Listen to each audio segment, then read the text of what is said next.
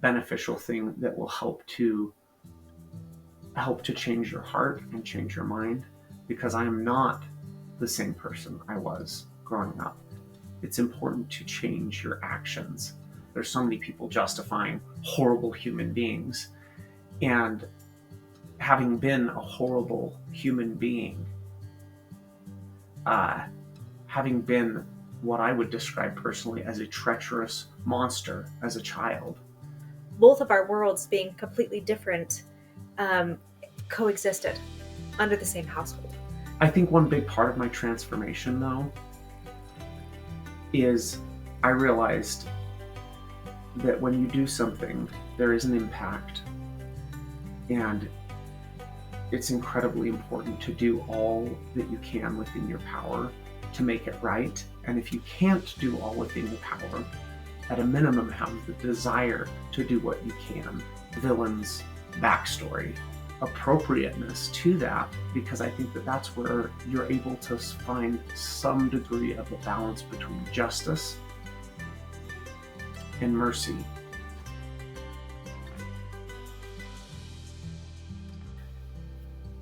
I am so excited for today. I'm so excited to introduce you to our special guest. He's been a special part of my life. He has affected me in so many ways. He's really funny. So I'm like, infected me in other ways and affected me in this way. I can only say that because we're siblings. And as children, I really thought he was my best friend because I thought love was attention. And even though that's been redefined over time for me, what I truly understand is he was also really unkind to me at times. And that's to say the least. But I really have had a change of heart. And throughout our life, like, I just learned to forgive. I learned to love. I learned to have compassion. But I also learned to set boundaries. And there was a long gap where we weren't really a part of each other's lives for over a decade. And that was necessary because I wasn't ready to have him be a part of my life until recently. And that was due to something that happened within him. And it was a huge change of heart. And I could feel it. And so beautiful that part of the reason why I can even do what I am doing today is because of his support. And I have so much love and appreciation and gratitude for him, and I'm just excited for you to get to know him a little bit better. So I'd like to welcome to this channel, Isaac. So Isaac. Yeah. Wow. Yeah. What a journey it's been. Yeah. What a life.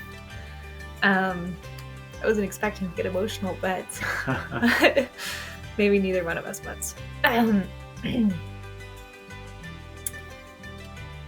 a little girl, I prayed for this moment, and I had no idea that it was going to take 23 years, but totally worth it. And It doesn't matter how long things happen. I think the best part that I can see is that I left my heart open.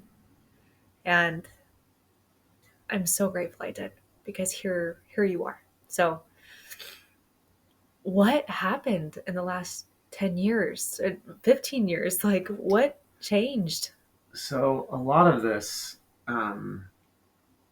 first of all, I think you were very generous in the way that you stated things, because 100%, as you well know, I was downright abusive, and I was physically violent, and I was abusive in other ways. And I'm not sure all of the roots and why I was the way that I was, but I know some of it, and I put some of the puzzle pieces together. But that's a big question. What's happened in the last decade? Let's sum that up in less than 30 minutes. That's a bit of a task. So I think as I was traveling here, I was actually thinking about some of the paradoxes of things. I think when I was younger, I cared a little bit less about the rules, and uh, also I listening to Dr. Daniel Amen, he talks about brain traumas. And as a kid in a family of 10, as you well know, you felt like attention was love. I sought for attention. And one of the ways that I did that as like a 4-year-old or something was I was told that I had a hard head, and I didn't realize what that meant. And so I thought it meant I literally physically had a hard head. So I would hit my head into the concrete to demonstrate my head strength.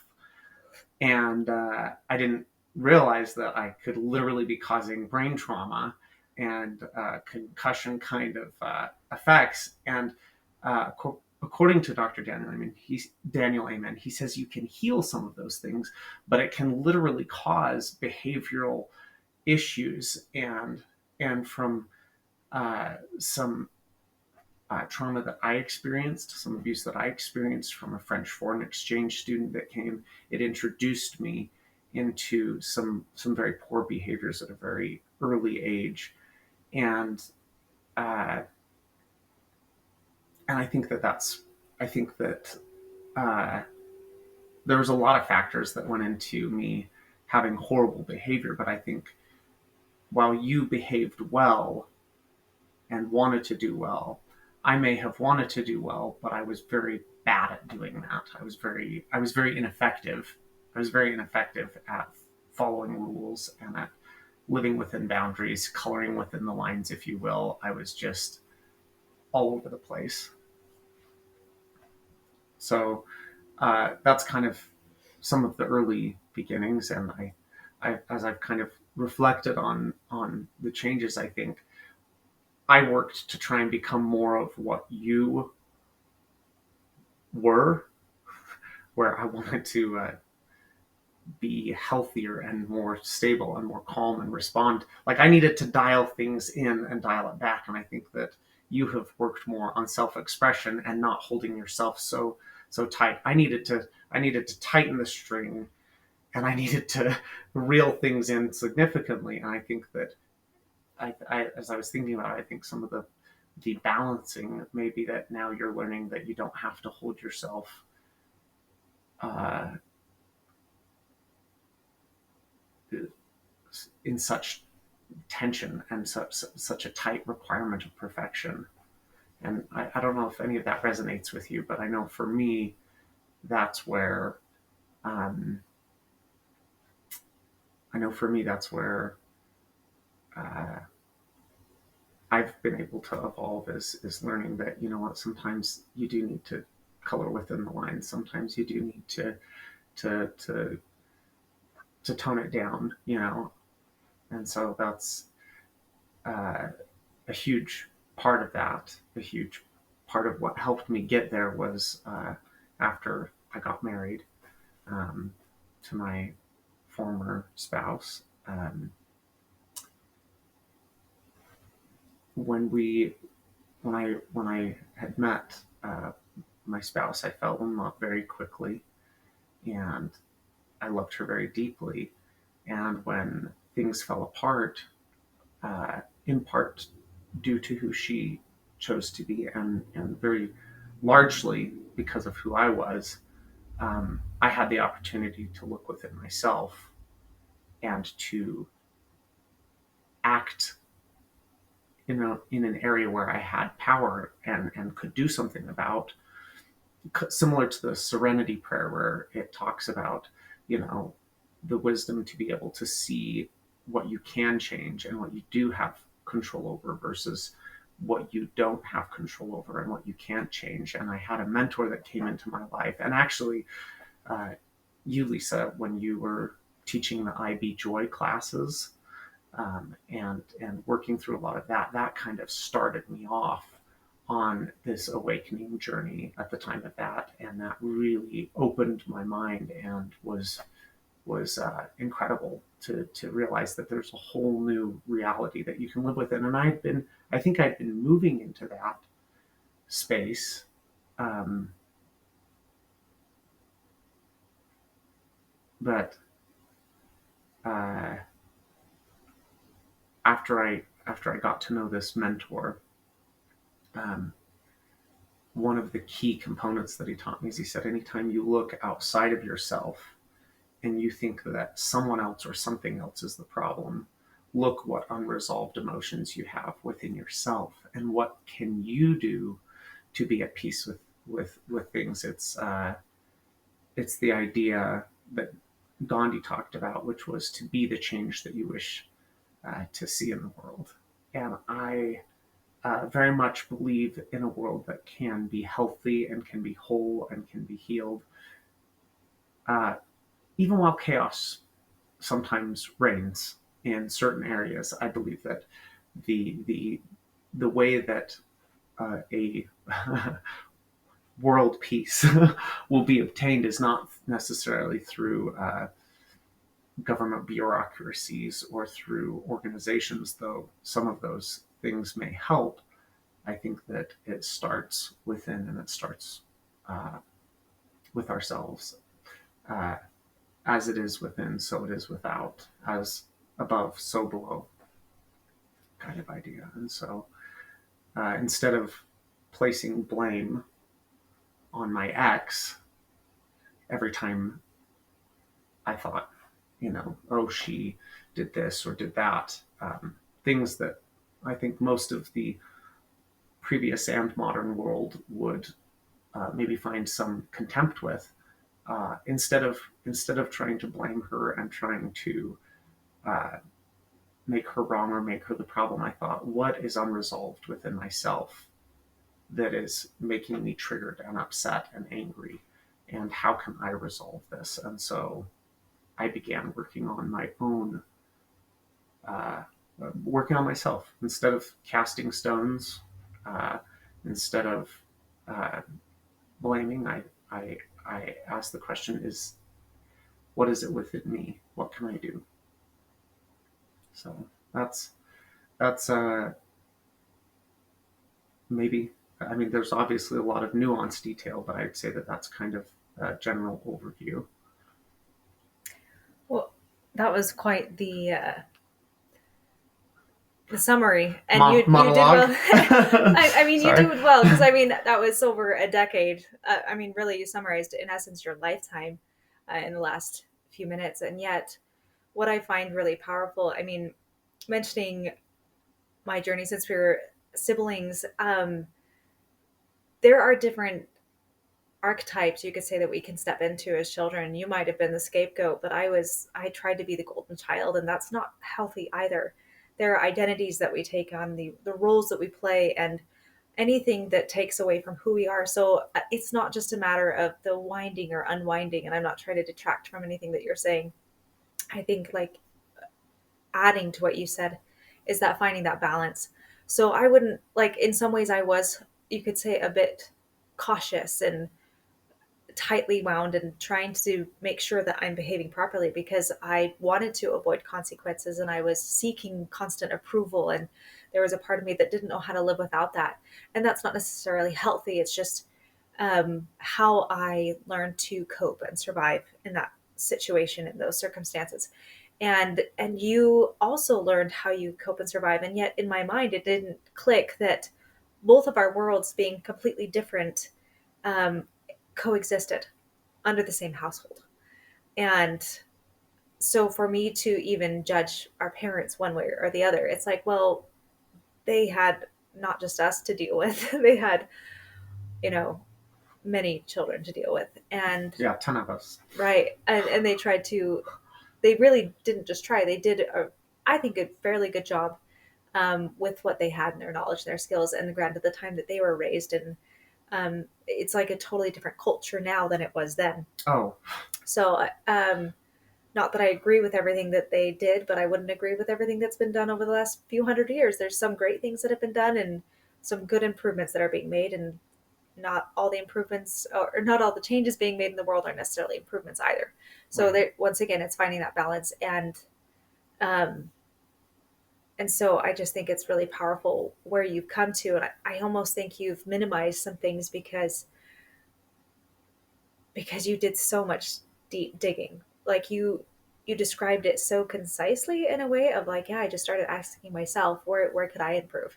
And Well, and I didn't even get into the whole ball of wax of when I said that, uh, my former spouse left me because of a lot of things that were going on within myself. That is, there's a lot behind that. And so it's not that I'm trying to minimize by any means. It's just that I recognize that, you know, I could take probably 6 days talking 24 hours nonstop uh, to uh, detail all of the areas that needed adjustment and needed work, and 6 days might be still conservative. I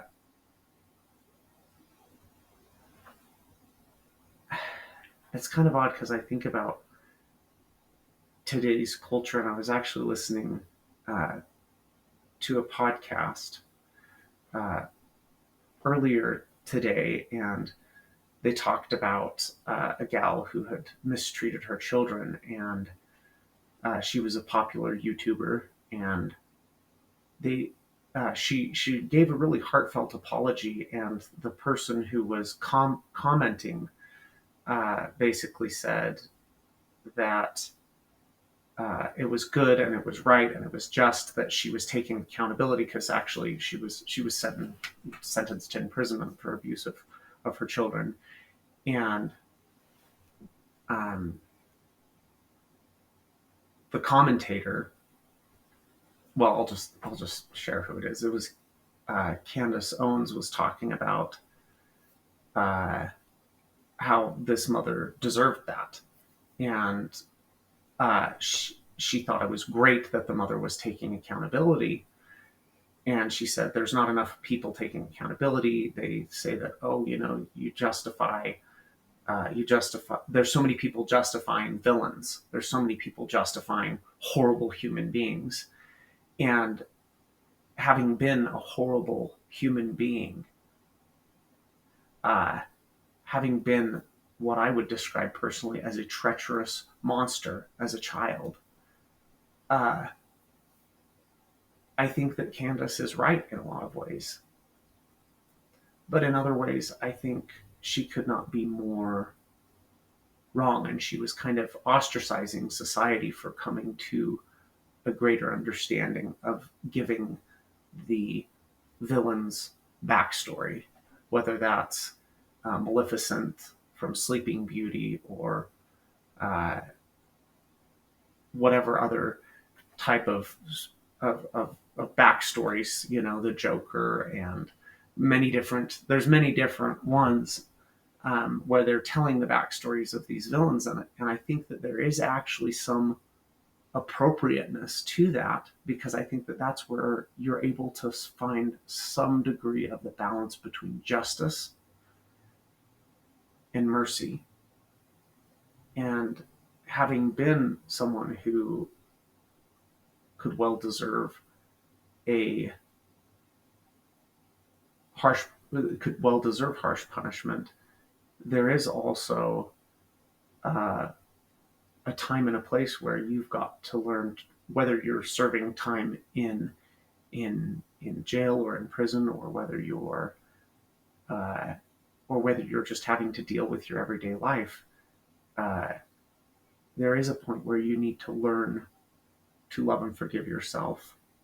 And also, I think one big part of my transformation, though, is I realized that when you do something, there is an impact, and it's incredibly important to do all that you can within your power to make it right. And if you can't do all within your power, at a minimum, have the desire to do what you can. And so, I don't remember if this was on the first take or the second take when we started, when you talked about me helping to create this setup, but this was a little tiny drop in a bucket of some of the expression of how I have desired for years to want to contribute and to help uh, make amends, but also make your life better and be a part of your life for good. There was a gal that I dated when I was younger, and I was very physically attracted to her. And when I first started dating her or met her, I was very much interested in being a good friend and contributing to her life. But as time went on, I let uh,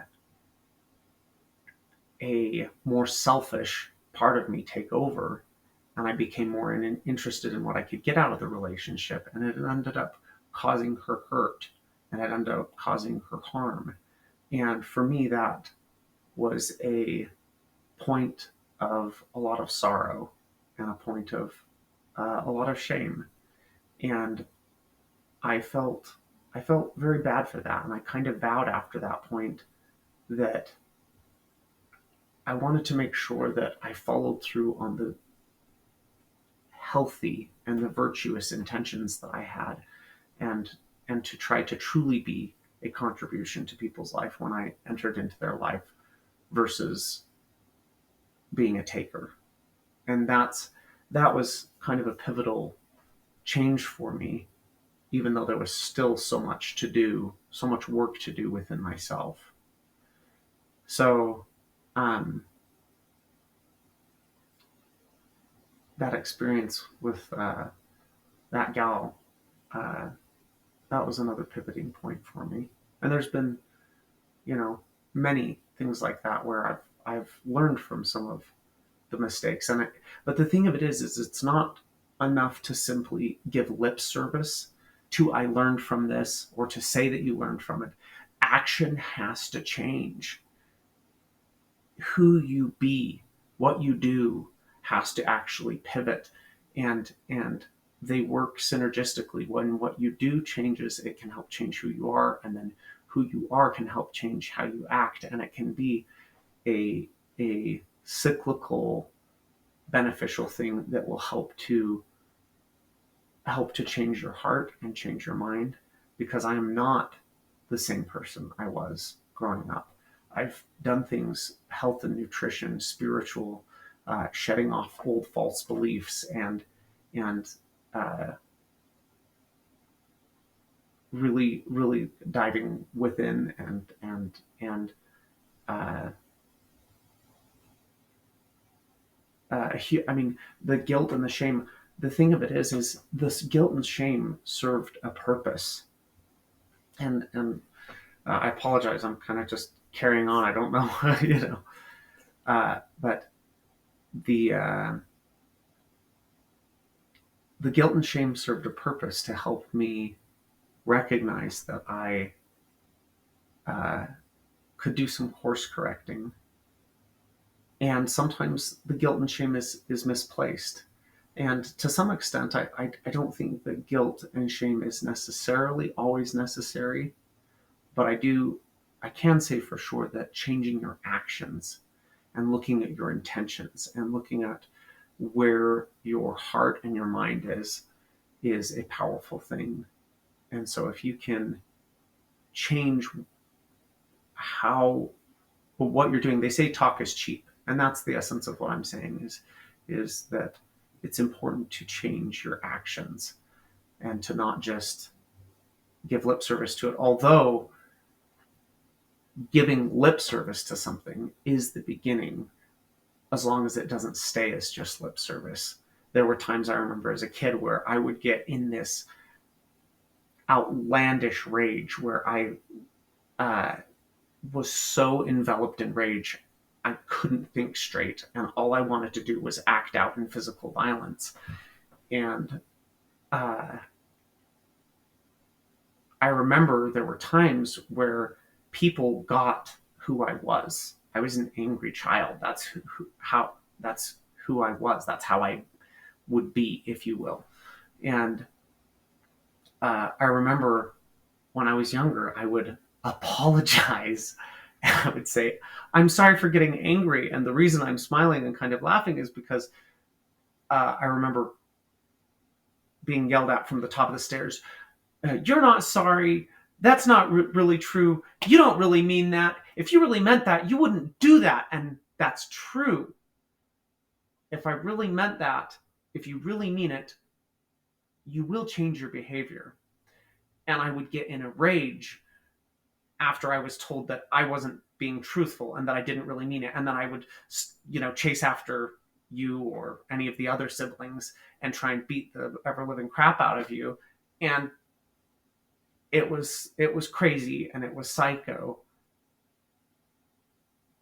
But I knew in my heart I wanted to be a different person. And sometimes you have to yell and you have to declare it. And I don't mean yell at the person, but I mean sometimes you have to have that burning passion within yourself to recognize that you're fighting an uphill battle, and that you to recognize the monster that you are. That's something that's important, is to recognize your capacity for ill, and to recognize your capacity to harm. So Yeah, what I find is really intriguing about that is often the biggest parts of us that want change are sometimes the things that people don't see in us. So you saw something within yourself, right. which you wanted to be, and yet you weren't being that. And rather than people seeing what was possible that you wanted to be, they kept reinforcing the very thing and person that you didn't want to be. Right. And which is, it is the uphill battle. I took a psychology class, years ago, and there was a story that they shared, and it was hard for me to swallow. But there was a criminal that was taken into a stadium, and his criminal charges were read off, and they were told that they could project all of their feelings, their negative feelings towards this individual, and he started like writhing in pain. They removed him before he died, but what struck me is how different would that have man's life have been changed if they, rather than inflicting all of this negativity, if they had have put love and forgiveness and compassion in him. And I think that's where like the power of Ho'oponopono comes in, is because we do impact people. I've heard it said so many times, and I used to believe it, like, you can't change anybody, but there's a certain point where you can influence them. You can have an impact, and sometimes it's for better and sometimes it's for worse. And there's a certain point where, like, I wanted to see the best in you, and you cannot raise anybody higher than the vision that you see that is possible within them. And I think it's wonderful when you can fall in love with somebody's higher self, but you have to keep seeing them that way for them to ever achieve that. And granted, there's a point where they may never choose that, and you still need to choose what's best for you. But sometimes it takes time. And I think it's amazing that regardless of all the opposition that you faced, you chose that anyway. And even the opposition that I faced, because you and I both know that I did not deserve a lot of the treatment that I got. Not even close. But No, you didn't deserve. When I described you, all throughout growing up, I would describe you as being an angel, as being my angelic little sister. And that's how, even though the thing of it is when we haven't talked for years, when we did, I mean, it was cordial, if you will, but it wasn't really like this. It wasn't really deep. And I refer to you as angelic because you chose to be a kind and loving person most of the time. In contrast, certainly. So I felt like a huge reason why I shared with people that I felt like you were just such a kind and sweet person is because you didn't, very, very often, you didn't give violence for violence, evil for evil.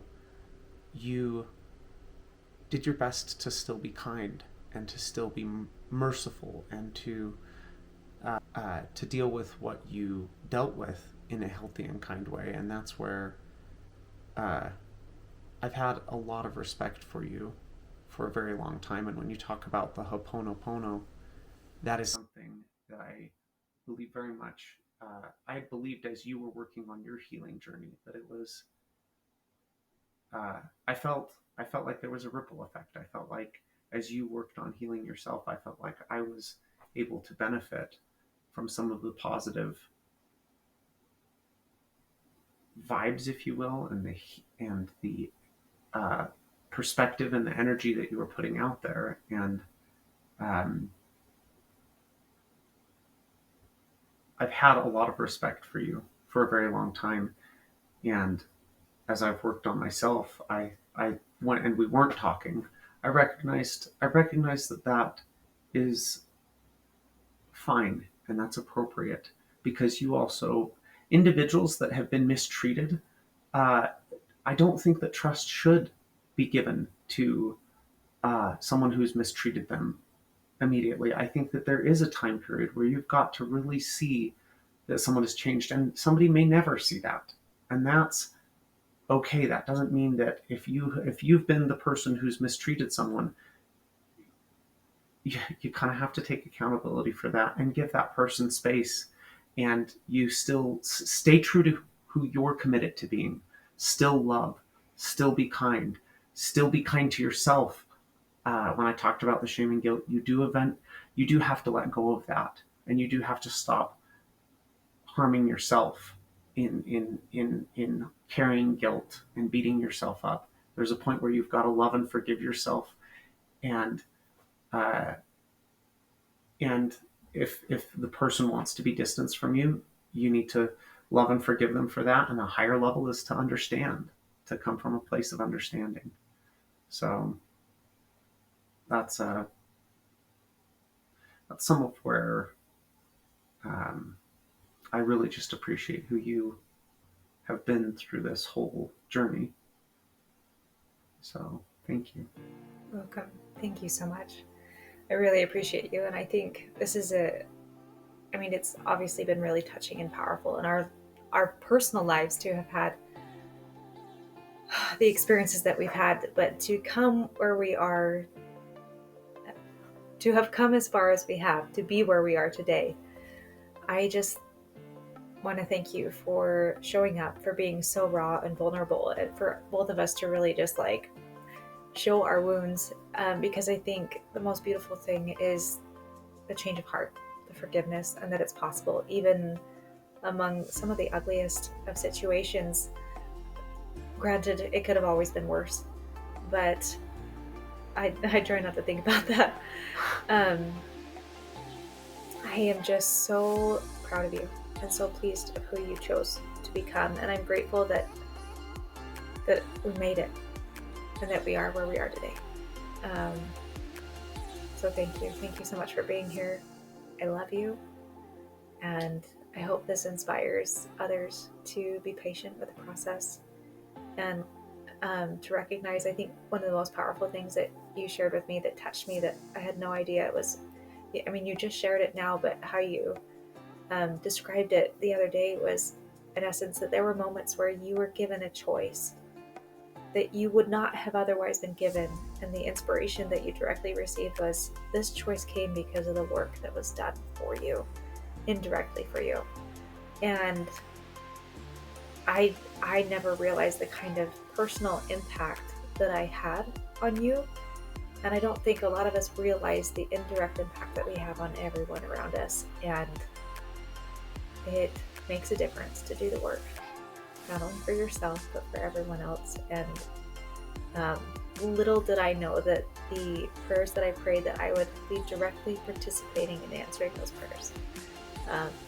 But I definitely believe in a higher power and the spiritual side of things, that we are spiritual beings having a physical experience, and it's extraordinary.